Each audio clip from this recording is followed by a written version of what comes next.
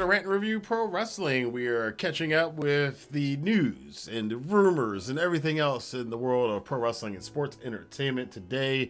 Got some stuff about New Japan, got some stuff about Vinnie Mac, and a couple other follow-ups from the past couple of days. But before we get to that, I want to remind you guys that I do have some free goodies down in the description box below for you. If you're interested in finances, you can get some free stocks from Webull, you can get some free stocks from Robinhood, you can get some free crypto from Coinbase by using the links down in the description box below. Get yourself some free money while they're giving it out. It's probably a good time to check in on that stuff, but let's get to wrestling. And first off, I want to talk about New Japan Pro Wrestling, the road to the new beginning. That tour has been going on for a couple weeks now, and this past weekend we had some monumental matches that will affect the final nights of the tour that are coming up this coming weekend. Of course, everybody's looking forward to the huge cage match between Bullet Club War Dogs and the United Empire. Will Ospreay's troops against David Finlay's troops. There was a meeting of individual matches from both sides this past weekend, and we also had the Junior Tag Team Championships on the line as Catch 22 defended against the War Dogs. I will go on record and say this right now. There are two matches I definitely suggest you watching from this show. The first one would be Hanare and Gabe Kidd. I'm a big Gabe Kidd supporter. I've been pushing this guy for a while. I'm telling you guys to check this guy out. He's probably going to be a big star. This was a step in that direction.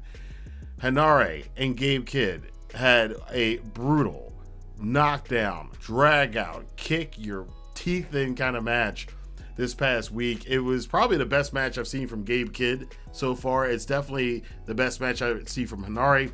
It's close to being a potential match of the year contender. I think the only reason it might not wind up on those lists is because neither one of these guys are as big international stars as I think they could be, especially with Gabe Kidd. So I definitely suggest checking that match out. I'm not going to ruin the ending for it if you haven't seen the match, but those of you who do know how that match ended, in New Japan, they can do that, and it was a really cool ending, and I definitely want to see these guys go at it again. I definitely expect this to be a match that we either see in the New Japan Cup or later this year in the G1 with these guys having a rematch, because nothing was settled, and I want to see a lot more of this.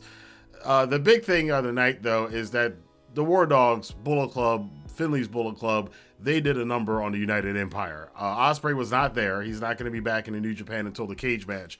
But the show started off with them attacking Jeff Cobb, who legitimately has an injury. So it was a way to kind of work him out of the cage match coming up next weekend if he can't participate, which it doesn't look like he's going to. And they may be replacing him with the Great O'Khan, who had a match against Alex Coughlin later that night. But they did a number on Jeff Cobb to start off the show before the show even started, so that's unusual for New Japan. They usually don't do angles like that. And the rest of the show was a couple other things going on between Just Five Guys and LIJ. That feud is kind of lukewarm right now. They're trying to warm it up a little bit. We'll see what happens with the multi-man tag matches going on for the rest of the week leading up until the New Beginning shows. And of course, Naito would be defending against Sonata in the rematch from Wrestle Kingdom in the coming weeks. But the biggest thing that happened on this particular night on the road to shows over the weekend was Catch 22 and the War Dogs, Driller Mahoney, Clark Connors, the heavyweights that are supposed to be cruiserweights. Neither one of those guys look like cruiserweights to me or junior heavyweights. And this, what they poured out salt on the mat. It's like a Japanese thing to say that you don't have it in this ring when they pull salt out on the mat. Chris Charlton enlightened all of us, so I definitely suggest listening to the English commentary because he explains why the War Dogs put the salt in the mat and how that was an insult towards particularly Francesco Akira. And Francesco Akira is kind of the keystone of this whole rivalry between the War Dogs and the United Empire. The War Dogs have been bullying the living hell out of this poor dude for 2 months now. They have stabbed him with forks. They have hung him from ring posts. They have just brutalized him again and again and again. He's scared of them. You can see he's scared of them. He flinched in this match. At the same time, he's got problems with himself inside of the United Empire. TJP has kind of pretty much proclaimed that he's going to take over the faction once Ospreay is gone. And Francesco Akira is like, well, what about Catch 2-2? You know, you're going to go on to singles in the heavyweight division. We're still the junior tag team champions. And that's been a little bit of a conflict here. Although TJP said one of the aspects of this new Aswang alter ego of his is that the Aswang is very loyal. So he's never going to leave Akira, which I think is really cool. This is probably one of the coolest storylines. It's not getting picked up a lot on because of all the other stuff going on in the wrestling world with Impact and WWE and AEW. But this is a really, really cool storyline that they're doing here in New Japan with the War Dogs and the United Empire, and particularly with Francesco Akira. Akira froze in this match again because Driller Maloney pulled out the damn fork, and you just saw the look on Akira's face. He just froze, left TJP to get brutalized. He did try to make a comeback. He did try to find his courage, but it was too much intimidation, too much power, and just too much brutality from Connors and Maloney, who once again regained the IWGP Junior Tag Team Championships, got their white belts back, got rid of the old ones. And after the match, they continued to beat the living crap out of pretty much everybody in the United Empire who tried to make the save. Jeff Cobb, again, getting brutalized at the end of the show. So I'm thinking they're trying to work him out of the match. Okan's going to take his place. David Finlay then changed the steps for this cage match. So essentially what he did is he's made this cage match into a War Games match. So from what they've said, it's going to be like a Hell in a Cell, but they're going to have War Games kind of rules where, you know, two guys enter. It's going to be Ospreay and Finlay to start. And then every 2 minutes, since Ospreay, another boneheaded move on his part is kayfabe wise, gave David Finlay the ability to make the stipulations for the match. So of course the War Dogs are going to get the one-man advantage. So essentially you're watching I guess let's call it Hell Games. A combination of Hell in a Cell and War Games is going to be this cage match. This is going to be crazy because New Japan does not do stuff like this. I am so looking forward to this cage match this weekend. And the story going into it is great. So if you haven't checked it out, definitely check out the Road 2 shows from this past weekend on New Japan World. The links will be down in the description box below. Over here in the West, however, we have some other things going on. AEW has a big announcement coming this week. Now, a lot of people are speculating what Tony Khan's big announcement is. And sometimes Tony Khan's announcements, as we all know, are lukewarm. But sometimes they're lukewarm at the time. I'm thinking of Christian Cage, and then later on it turned out, yeah, it actually was a big announcement because Christian Cage has been one of the best things in wrestling, not just AEW, over the last year or so. So who knows what this is going to be? Could this be an announcement of another new event? Could this be an announcement of Kazuchika Okada that he's going to sign with AEW? Okada's last official match for New Japan is coming up this weekend. And there's also the possibility of Mercedes Mone coming into AEW, which would also, any of those things would be huge announcements. So we're going to look forward to that this week.